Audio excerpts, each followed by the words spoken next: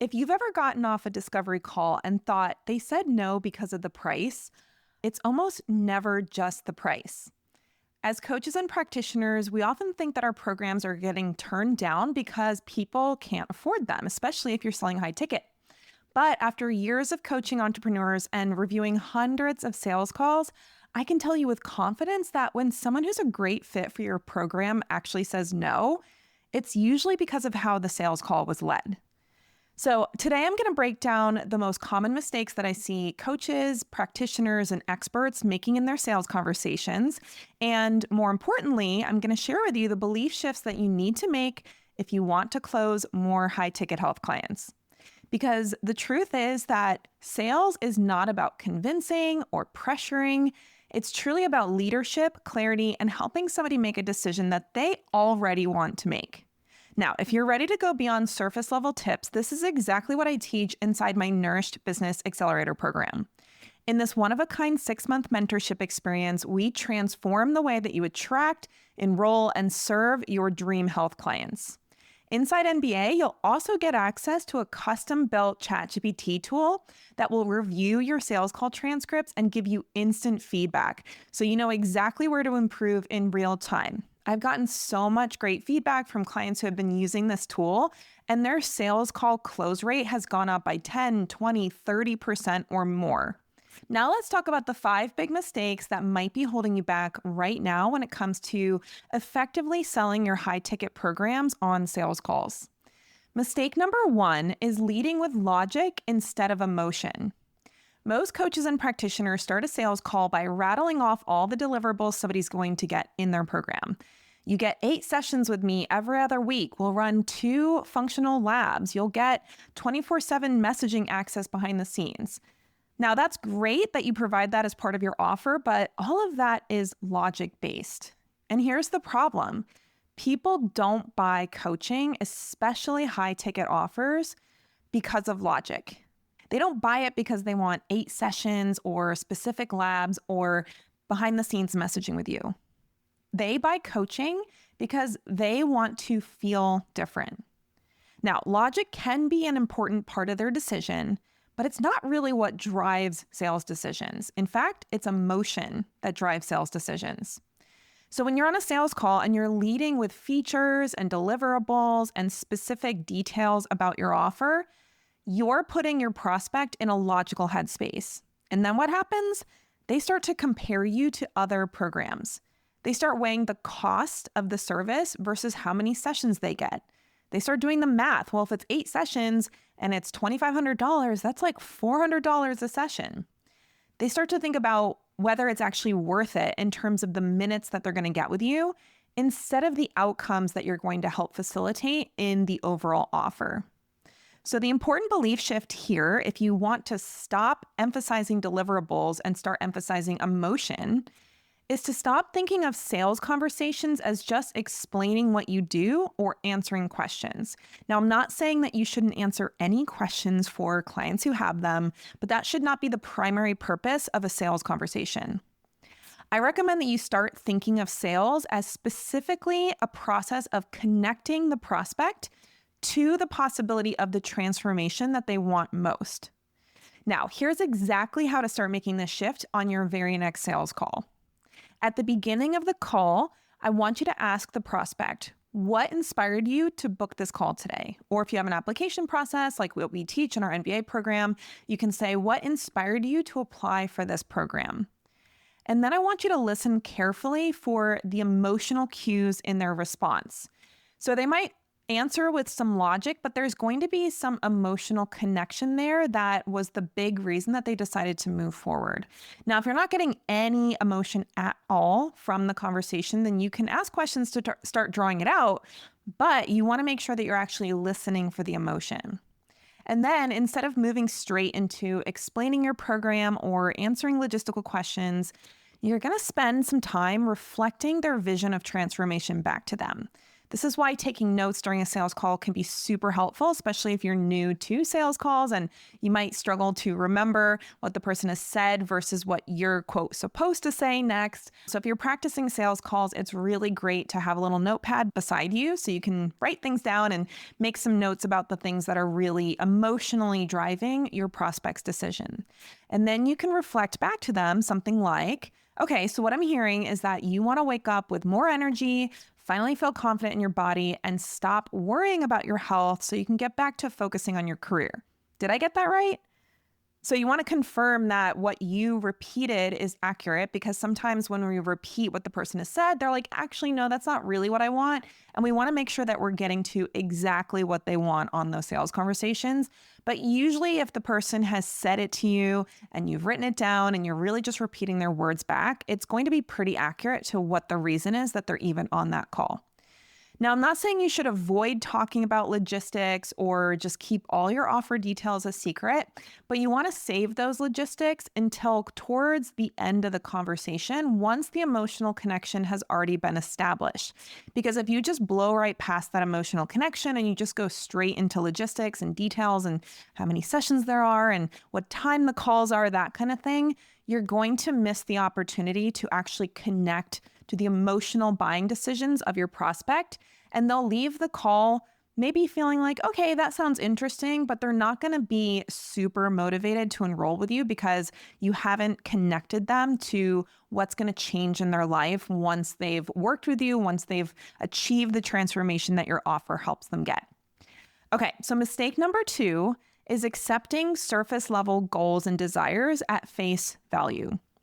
So I personally struggle with this sometimes because I think, okay, like I don't want to push somebody to be saying something that they don't want to say or push too hard and then make somebody upset. But the calls that I do for my business to enroll people into our MBA program always work best when the person has gotten to a level of depth about their goals that actually feels meaningful.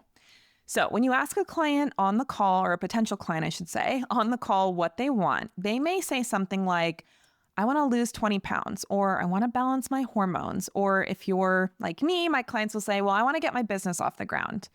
And that's fine. There's nothing wrong with those goals. But if you stop there, you've really only scratched the surface to what they want. Because ultimately, losing weight, balancing your hormones, or even getting your business off the ground doesn't really necessarily mean anything without the emotional connection. People rarely buy coaching just for the number on the scale or the words on their vision board, or they feel like, okay, I should be doing XYZ because my doctor said I should. That's important, but it's not generally going to be the thing that drives somebody to make a really big decision to invest in their results. There's got to be something bigger underneath that goal that's connected to their identity, their relationships, their confidence, and even the opportunities that they have in their life. It's rare that somebody's situation, whether it's health related, business related, anything that's going on, it's probably affecting their relationship with their partner, their ability to enjoy being a parent, their ability to get the promotion at work, their ability to enjoy their life on a day-to-day basis. There's a lot of different ripple effects that many different health conditions and really any sort of problem that somebody's experiencing can actually create in somebody's life. And so your job is to help them uncover what that goal really means for their life, not just to hear the goal, write it down. Okay, yeah, you want to lose 20 pounds. Why do they actually want to lose 20 pounds? What does losing 20 pounds give them? What's going to happen if they don't lose those 20 pounds? Like, we really want to get all that information on a call as much as possible, because that is actually what they're buying. We're going to dig deeper with some specific questions that you can ask so that you're not just stopping at that surface level goal. This can be very simple. You can ask, okay, you want to lose 20 pounds. Why is that important to you to lose 20 pounds right now? And we say right now because timing is important. Maybe it's important to them to lose 20 pounds, but if it's not important right now, then it's probably not going to be something they're going to invest in right now. So we really want to create some time-bound reasoning for them in that conversation. And then we can start to future pace. So you can ask them, okay, so if you achieve that, if you did lose 20 pounds, how would your daily life look different? What would change? So this is where we're future pacing about What would their life look like if they actually achieve that goal? Because it's rare that somebody's just going to be like, well, I would lose 20 pounds and everything else would be the same. Like, they're probably not going to invest in coaching if that's how they feel. So they're going to say things like, well, it would be much more enjoyable to get dressed in the morning. I wouldn't dread it going into my closet. I could wear all the clothes in there that I love. I would be much more active and I'd be able to do things with my kids that would be more enjoyable because I'm not like huffing and puffing, trying to chase them down the sidewalk. Things like that, right? And everyone's reasoning is going to be different. We want to find the reasoning that's important to the individual, and whatever they think is the important reason is what we want to speak to. Now, we can also ask them, okay, so let's say that you achieve your goal, you lose 20 pounds, you're, enjoying getting dressed in the morning, you're running after your kids without running out of breath. If that was happening for you, what else would that allow you to experience in the long run? So then we're really getting to that bigger overall ripple effect. We're starting to look at what are the core values that are driving their investment decisions, and how does this decision to work with somebody to reach that goal, so in this case, losing 20 pounds, how is that actually going to then ripple out into their life in a way that speaks to their core values? So just like before, when somebody says something to you, you want to mirror their answers back to them to make sure that this is actually what is important to them. So you can say something like, okay, so it's not just about losing weight. It's about getting dressed in the morning and actually feeling good about what you look like, or feeling confident enough to take pictures with your family on vacation without worrying about what your body looks like, or being able to go on a date night with your husband and really feel connected to him instead of feeling gross about your body and, having to eat a salad instead of the food that you actually really want to eat. So again, that could be some of the reasons why somebody wants to achieve that goal. And you want to reflect that back to them to make sure that you're getting it right and that is actually the reason why it's important to them. You also want to make sure, if you're taking notes, that you're writing down the emotional why in those notes. So don't just write down, take pictures with family. You want to write things down like, feel confident, stop hiding in pictures, feel proud of what I look like those kind of emotional reasons.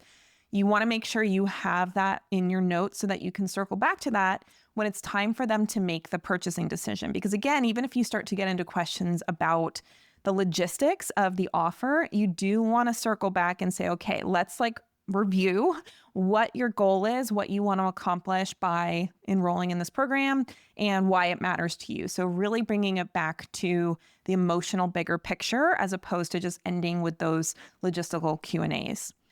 I already mentioned this, but it's important to remember that when somebody is buying coaching, consulting, any sort of service from you as an expert, they are not just buying sessions. What they're actually buying is a future that feels better than their current reality. And that's what we want to speak to, the future reality, the future possibility that really is meaningful to them. Okay, mistake number 3 is a big one, and that is treating the spouse objection as the end of the road. You may have heard this before, but there's really 3 universal objections that'll come up on any sales call: money, time, and spouse. There's going to be individual niche-specific objections, but those are the 3 that are pretty universal to any B2C, so business to customer type of offer. So how many times have you gotten to the end of a sales call and the person says, okay, all this sounds great. This sounds like exactly what I want. I just need to talk to my husband, or I just need to talk to my partner. That can feel really frustrating because you're like, oh, we were right there. They wanted to say yes. And now they're using this quote unquote objection to talk to their spouse. Now, I don't think spouse conversations are specifically objections. I know for me personally, I have rules about spending money and not just spending money without talking to my husband. Now, usually if it's business related, he's less involved in that decision because I run the business, I own it, I get to decide what we do with the money.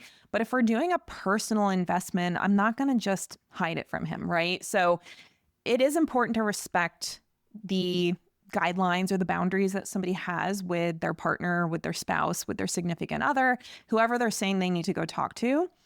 But here's what I've learned after doing hundreds of sales calls, mostly with women and mostly with people who are married. The objection usually isn't about the spouse not supporting the person. It's actually about the prospect's own uncertainty. So if it's a true objection, if it's really like, oh, I really got to talk to my husband about this, it's probably not that the person is fully on board and the husband is like not going to support them, right? So if that prospect is not fully convinced themselves that your offer is what they want, that they're ready to invest, that it's a yes for them, then it's actually a really convenient reason or excuse to use the partner as a way to delay or avoid making the decision. This is much more common for women. I don't want to be, sexist or make any broad sweeping statements, but it's a lot more common for a woman to not trust her own decisions and have to go talk to her partner than for a man to feel like he has to go talk to his spouse. Again, broad brush strokes on that, but that is something that I see much more often, that the woman is the one that needs to go ask the partner to make the decision.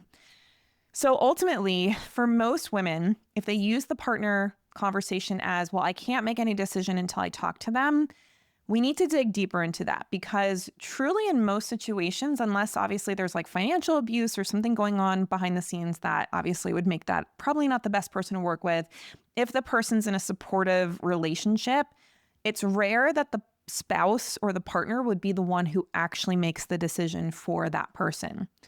So the person is the one who ultimately is the one that makes the decision.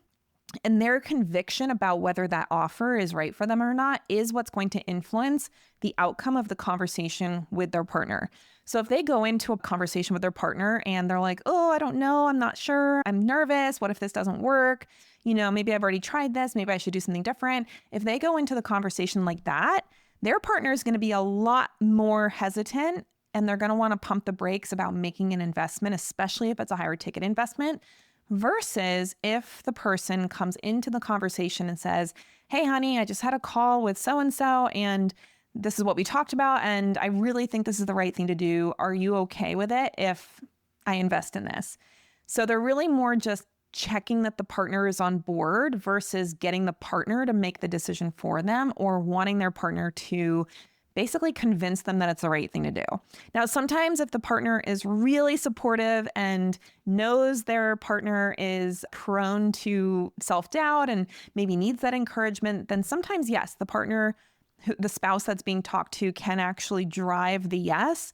But we don't want to make that assumption, because honestly, that's not as common as having a partner that would say, hey, this doesn't sound like a good thing for us to do right now if you're not sure about it. So in order to make sure that you're addressing this particular objection effectively and not just leaving the person to go talk to their spouse and then get all nervous about it and make their partner feel nervous, and then everyone's like, I don't know if this is the right move, and then they just don't move forward, you want to make sure that you come to a final decision on the call for the individual person. So you're not necessarily getting them to say yes and spending money and then getting in trouble with their partner later because they didn't run it by them. You just want them to own the decision before they go talk to their spouse. So you can ask them, okay, if your spouse said that they trust you and that they're happy for you to do whatever feels best, and if this is the right next step for you, then go for it, what would you want to do? So you can see with a question like that, you are really allowing the person to get back into their own decision-making capacity. And whether or not the partner would actually respond like that is kind of irrelevant, because we want this person to imagine that the partner is fully on board and that they can now make the decision for themselves. So if the person's like, oh yeah, definitely, like if he said he was good with it, I'd be a yes right now. I'd, be paying you in this exact moment. Then it's really just one of those logistical things where they want to run it by their partner as a sign of respect, as a sign of, their relationship. And it's not going to be something where it's like all of a sudden turning it into a no. Now, if they hesitate, if they're like, oh, I'm not sure, if he said it was fine for me to do it, I'm still not sure, then that means that the person needs more clarity for themselves. And ideally, you shouldn't let them get off the call until they feel that clarity. So you're not going to just start piling on more information or rattling off more deliverables, more bonuses, all the things that they're going to get. What you're going to do is you're going to revisit the why for why they want to reach that goal and the emotional, deeper connection that they have to achieving that goal. So as an example, you can say, all right, so you shared that having energy to play with your kids without pain, without, struggling to get up and down off the floor, that is really important to you right now. So what's holding you back today from saying yes to making that happen? So that way you can start to, first of all, remind them of what they said about why they want to achieve that goal in the first place.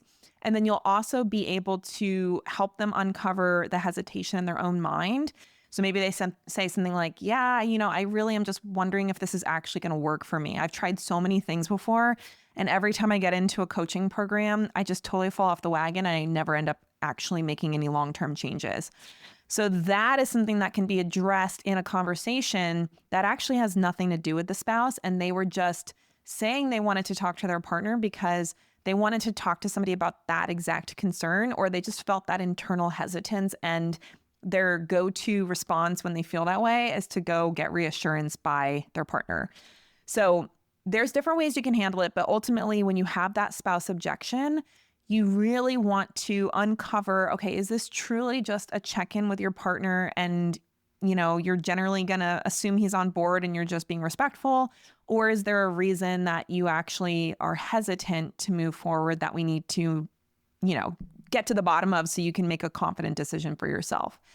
I have always had the experience where, and again, I don't want to be sexist, but if a woman feels unsure about going after what she wants, investing in herself, taking her goals seriously, if she goes into the conversation with her partner feeling really confident and saying, this sounds like exactly what I'm looking for, I'm really excited about this, here's what this coach is going to help me do, 9 times out of 10, the partner is like, okay, awesome, sounds great, I trust you, go for it. Once in a while, you might get a partner who is much more skeptical. In that case, you might need to have a conversation with the partner. That's like a whole different episode. But all that to say, if you can get that person, usually the woman, feeling really confident about the decision, the conversation with their partner truly is going to be hey, I just want to check out of respect to you, but this is what I really want to do, versus this fear-based, like, I don't know if this is the right thing. And then their partner reasonably is like, well, if you're not sure, maybe we shouldn't do it. That's a lot of money to spend, right? So when you handle the spouse objection like this, you're respecting their relationship. You're not trying to convince them to make the purchase decision without actually checking with their spouse, which is like fully unethical. But you also help them step into their own conviction, which first of all is going to make that conversation go much better. Second of all, you're going to have a much happier client coming in because they are going to be 100% committed to the work because they feel convicted about what you're going to help them do. Mistake number 4 is ending your call without a clear decision path. And this is another one I tend to struggle with because I'm the kind of person that I don't need to be hounded about making a decision if I've had a sales conversation with somebody. I generally respect other people's time enough to get back to them and have my own timeline on that. But unfortunately, most people do not necessarily operate that way. And I know it can be really easy to assume that everyone acts the way we do. My husband has constantly reminded me that that's not a thing and that we should assume that the person needs a strong decision container to actually take the next steps and finalize the decision. So a big mistake that I see a lot with the people that I work with is that they end their call saying, okay, well, just let me know. I'll send you a message about the offer details and you can just let me know if you want to do it. Great talking to you. Hang up. Now, that feels like a polite way to end a call, but here's what happens when you do it that way. The client leaves being uncertain about what their next steps are. Life gets busy, their HVAC breaks. Now they have money that has to go to that, and they start to delay or put off the decision. Their initial excitement fades. That emotional connection that you had on the call is like starting to fizzle out, and then they ghost. Usually that's not because they're being rude. If they ghost, it's because life got distracting and they just forgot about it because the importance and the urgency dissipated because you didn't give them a specific timeline on making the decision. So it's not because they just didn't want the program. I mean, sometimes people will literally lie to your face because they just don't want to say no.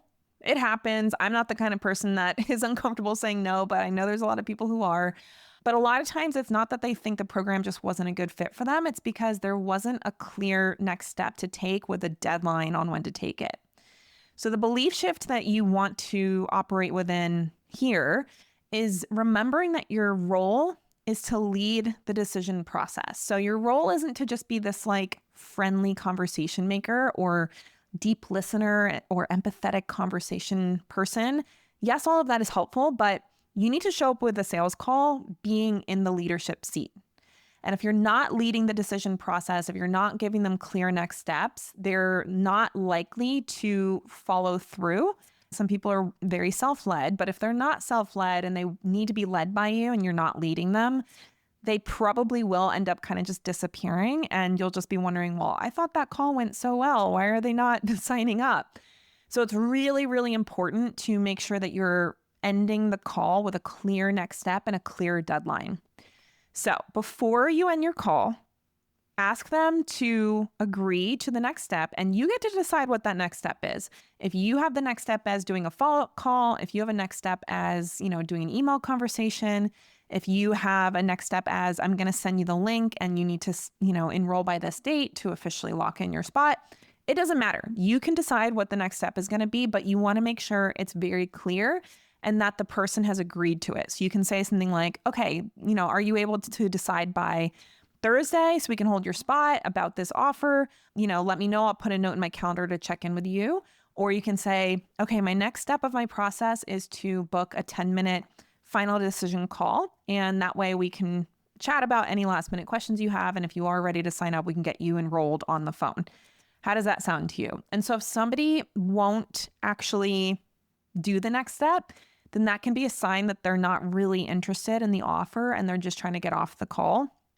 But for somebody who's serious, if you say, okay, the next step is a 10-minute follow-up call and I'd like to do that in the next 3 days, what time do you have available between now and next Thursday? That, with somebody who's serious, is going to be a much more specific and tangible next step because they want to follow your guidelines as far as the relationship is concerned as a coach and a client. So don't just hang up the call being like, okay, let me know what you want to do. Make sure there's a clear next step with a specific timeline so that people know, okay, if I want to do this, I need to make a decision by this date, and this is the next thing I need to do. So this helps minimize the risk of ghosting and gives them that decision container so they're not just kicking the can down the road and then forgetting about it months later. Now, you do want to frame this as support and not pressure. This is not some okay, if you don't sign up in the next 2 days, you can never work with me. We're not coming at it from that kind of energy. We're really framing it as, I want you to feel confident about this decision. And generally, if you wait more than a few days, it's going to start getting muddy. It's going to start feeling uncertain, and then you're not going to be able to make a confident decision. So I'd love to reconnect tomorrow if we can jump on a 10-minute call just to finalize things. That's my process for my next step. Is that okay with you? So again, we're not pressuring them. We're not doing this whole this deal is going away forever if you don't make a decision in the next 3 hours. That's a really bro-y sales tactic. But we don't want to swing in the other direction and just be totally up in the air, flipping okay, just let me know if you want to do it, because that's not going to lead to the most decisive movement forward. And it's also not going to give that person a great sense that you're going to be able to lead them through a coaching experience as somebody who holds them accountable and helps them actually take action towards their goals.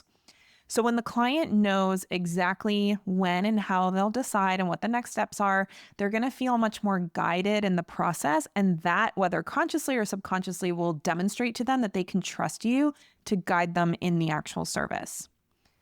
Now, mistake number 5 is the belief that more information is what's going to close the sale.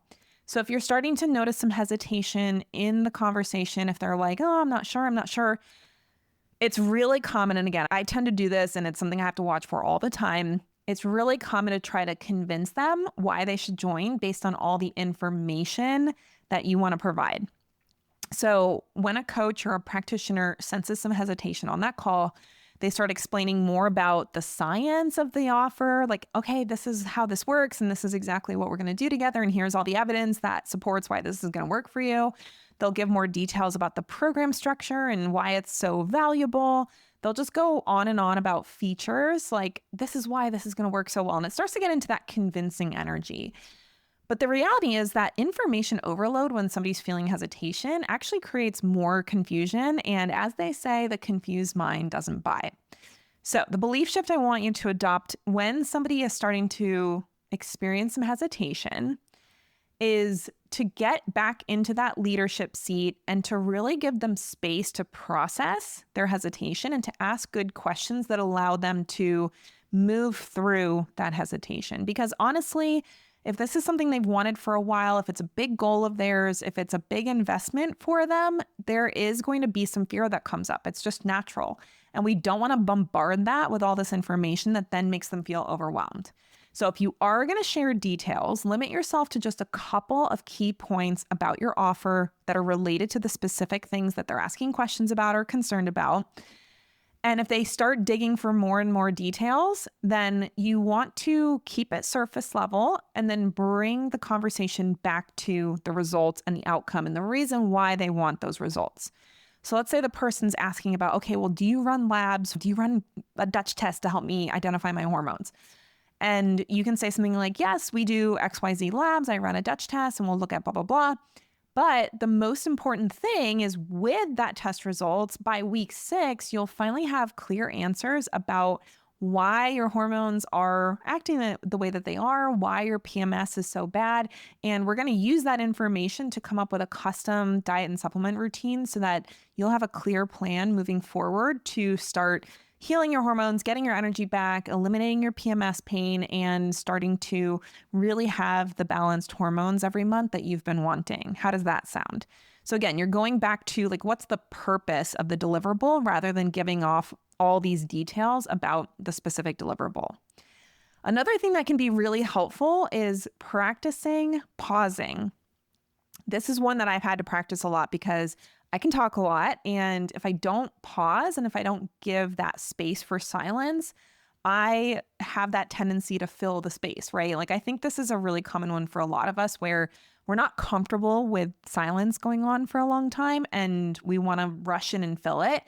But one of the best things that you can do in a sales conversation is actually leave space for dead air and to let the person process and to not keep talking and to not keep asking questions, but to really let them sit there and have the thoughts that they need to have without interrupting their process.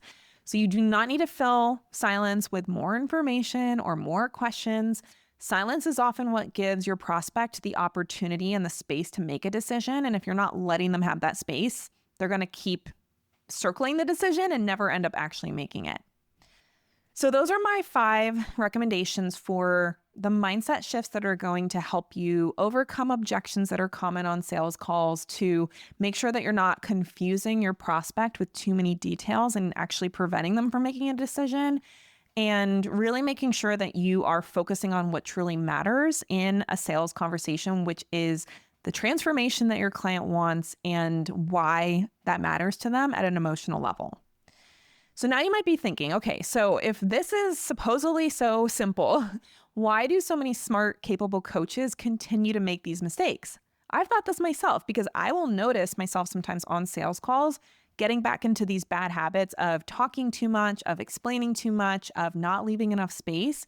And I'm somebody who's literally fully trained in this. So what gives? Why do we tend to make this mistake over and over? I think it's because we've been taught to think that sales is about explaining and giving information. A lot of the people I work with, and myself included, tend to be very logical. We're highly educated. We want to find the facts. We want the evidence. We want the science. So we think that that's what's going to actually drive a sales decision. And we believe that if we just give enough information, the value will become obvious to the person. And of course, they're going to buy. But as I said at the beginning of this episode, sales is not about giving tons of information. It's about connecting the person who's making the purchasing decision with the ultimate value of the investment. And that value, 90% of it tends to be emotional. So selling is not about providing information. It's about speaking to the likelihood of a transformation. It's about helping your prospect see what's actually possible for them when they take this next step. It helps them uncover what's actually costing them to not make this change, to not get help, and to help them step into a big decision that can feel scary, that most aligns with the future that they really want. And for a lot of people, they've never had anyone actually care that much about their goals, their dreams, their desires. And you might be the first person that's ever had those conversations with that person. So don't be afraid to lead the person in a way that shows them this is what you can achieve when you have the support, when you have the process that we go through, and when you have all of the resources and the guidance and the coaching and the support that I'm going to give you inside this offer. Here is what is possible for you, and here's how your future can look different. Now, I will say that when you're in the middle of a sales call, depending on if you are trying to learn sales strategy and you're practicing it, or if you're seasoned like me and you're just kind of like falling into bad habits, it's really hard for us to see our blind spots when we're doing our own sales calls. And a lot of times if a sales call goes sideways, we get off the call and we're like, oh, I'm not really sure what happened. When you're in the middle of a sales call, it's very difficult to tell when you've actually started to slip into logic.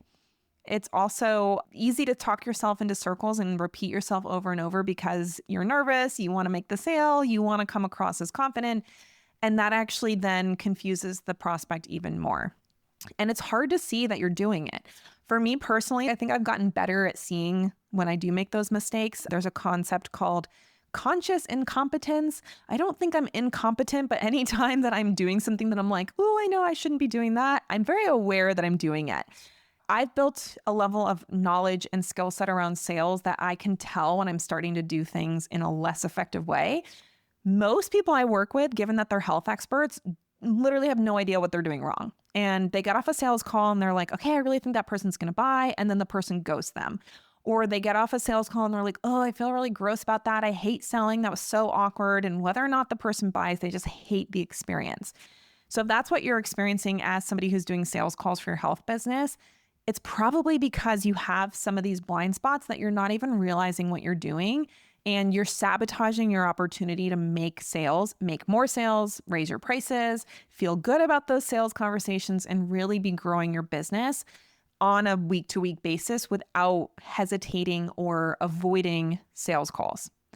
I know that there's a big push in our industry right now for people to completely avoid sales calls. I actually think most people, especially newer business owners, need to be doing sales calls in order to get to know their ideal client, in order to make more sales, in order to really understand the objections that their typical client has before investing in their offer. And I'm not saying you can't get out of sales calls, but for most people we work with, they at least need to do sales calls for a period of time until they can really get confident about why their ideal clients buy and what kind of stuff needs to be addressed in the sales process so that the person can confidently say yes to their offer. So if your sales calls are not converting the way that you want, especially if you're getting a lot of price objections, it's probably not because your program is too expensive. It's more likely to be that you are experiencing these mistakes, and a lot of times they're very subtle mistakes that we just went over, in how you're leading the conversation. But when you're able to shift your beliefs, when you lead with the emotional connection instead of just the logical details, when you dig deeper into the person's why and the ripple effect that that transformation is going to create, and when you set clear decision-making criteria, you will start closing more clients and more high-ticket clients with a lot more ease and simplicity, and sales calls can actually become fun and profitable for you. So if you want to master the skill of sales with hands-on coaching and powerful tools that accelerate your growth, I would love for you to apply to work with me and my team inside the Nourish Business Accelerator. So inside this program, this is where we help you transform your entire approach to sales and really business in general. That way you can stop spinning your wheels and finally grow the online coaching practice that you've been dreaming of.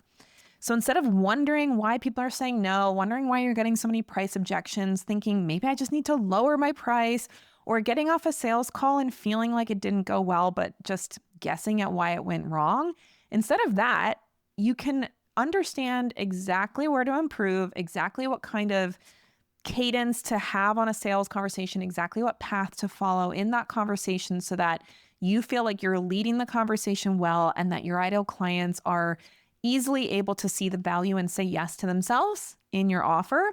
And you'll have the tools and the coaching and even the custom chatbots to review your call transcripts so that it can all happen very quickly. This is one of those areas in the program that we have clients tell us all the time that they used to dread sales calls, and now they are starting to really enjoy them because they're so confident that they're going to close 50, 60, 70% of those conversations when before they might have closed like 30%. So if you want to work with me and my team inside of the Nourish Business Accelerator, you can find me on Instagram at Laura Schoenfeld RD and DM me the word NBA. So yes, like the basketball league, NBA stands for Nourished Business Accelerator, and I'll give you all the details you need to apply for the program. And when you submit your application, we'll let you know if you're approved. You'll have the opportunity to talk to someone on my team, whether it's me or one of our coaches, and we'll give you everything that you need to make a confident decision about whether or not the NBA program is the right fit for you. And I just really want to encourage you, because I know sales can feel really challenging when you're not somebody who's been trained in sales. You're a health expert, you're a coach, you're, a trainer, you're a practitioner. Selling is not necessarily the thing that you're skilled at. And the good news is you do not have to be that good at selling in order to make sales, and even in order to make high ticket sales. And once you learn our essential, simple approach to sales calls so that you can confidently lead them, that you can get the right leads on the call, that they can come to that call already being one foot into your program because you've done a good job at expressing the value publicly, that you have the systems that facilitate that sale so that the sales calls go really well. Once you have all of that set up, everything else in your business is going to be so much easier. You'll be able to make more money, help people at a deeper level. You'll stop questioning yourself all the time about how you're doing on sales calls, and everything that you do in your business will start to be more fun and more profitable. So I hope you will apply for the NBA program. And most of all, I hope that this has been helpful for you to understand why your sales calls might not be converting at the rate that you want them to, and the most important mindset shifts to make in order to make more high ticket sales starting right away. Well, thanks for hanging out with me on this episode of the Nourish CEO podcast. I'll look forward to seeing you next week here on the show. Take care, everybody. Thanks so much for tuning in to this episode of the Nourished CEO podcast. If you enjoyed this conversation and it brought you value, I would be so grateful if you would take a minute to leave a review over on iTunes. Your feedback not only helps more amazing coaches and practitioners like you find the show, it also helps me keep creating the kind of content that you want more of. Just head over to Apple Podcasts, search for the Nourish CEO podcast, scroll down and tap that write a review button. It only takes a minute and it means the world to me. Thanks again for being here, and I'll catch you on the next episode.